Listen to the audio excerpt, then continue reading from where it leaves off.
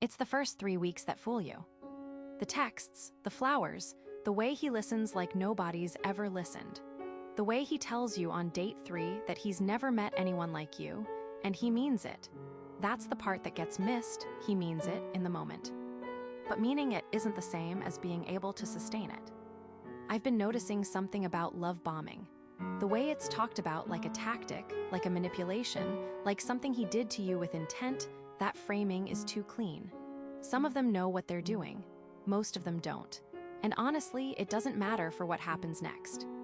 Here's the part nobody says plainly. Love bombing isn't love. It's the deposit on the debt. Everything intense at the start gets paid back later.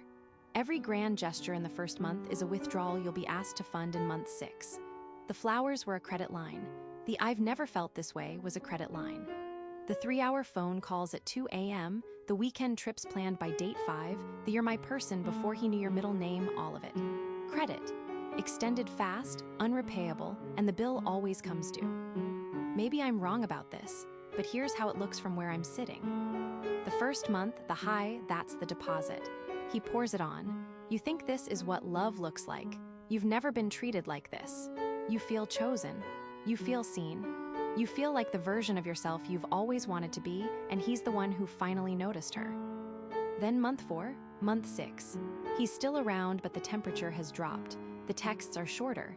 The compliments are gone. The energy he had to give is somewhere else, or just gone. You think you did something. You replay every conversation. You ask if he's okay. He says he's just tired, just stressed, just busy. And here's the trap. You don't recognize that the relationship has changed. You think it's a phase, because in your memory, your very recent memory, he was capable of so much more. So you wait. You wait for him to come back. You wait for the man from month 1. You keep the receipts, the screenshots of the early texts, the photos from the weekend trip, the memory of how it felt when he first told you he loved you. You're not crazy. He was that man. Briefly. But the man from month 1 was running on a credit he couldn't actually back. He spent everything he had, the attention, the praise, the certainty, in the first 30 days. And now he's overdrawn. There's nothing left in the account. And the worst part, the repayment terms are on you. You start lowering yourself to keep things stable.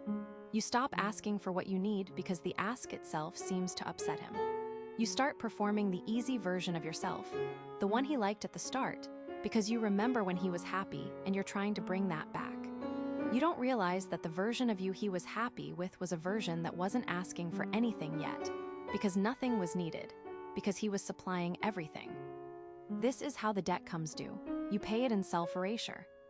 I think what makes love bombing so disorienting, so much worse than a slow start, is the contrast. If he'd been mediocre from date 1, you would have known. You would have noticed in your body. You would have left. But because he was extraordinary at the start, you have evidence. You have proof. You have a memory of who he can be, and you carry it like a receipt. You spend the next year trying to call in that receipt. He never honors it. And here's the part that's hardest to say. He might not be cruel. He might not be a narcissist. He might just be someone who runs hot and runs out, who falls in like a comet and then has nothing left to give. Some men do this with every woman they date. They burn through the deposit and then can't understand why she's so disappointed. They did everything right at the start. The pattern isn't about you. That's both the relief and the grief. You weren't his special exception. You weren't the one who finally got the early version of him because you were different. He does this.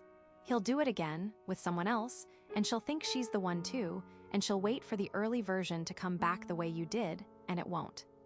What I'm trying to say is, when you grieve a relationship like this, you're not grieving him, you're grieving the deposit, you're grieving who he was for 3 weeks. And the cruelty of it is that those 3 weeks were real. They happened. You didn't imagine them. The man you fell in love with existed. He just couldn't be sustained. The work, if there's any work to do here, is to learn to distrust the deposit, not to refuse love, not to keep everyone at arm's length, but to notice, the next time someone moves that fast, that the velocity itself is the signal. The man who can love you in week 1 the way most people learn to love in year 1, he isn't ahead of schedule. He's borrowing from a future he doesn't have.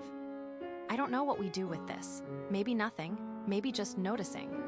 Maybe just noticing that the deposit isn't the relationship. The relationship is what shows up in month 4, when the easy version of him runs out and there's a real person standing there asking what's next. That's the man you actually dated. The other one was a preview.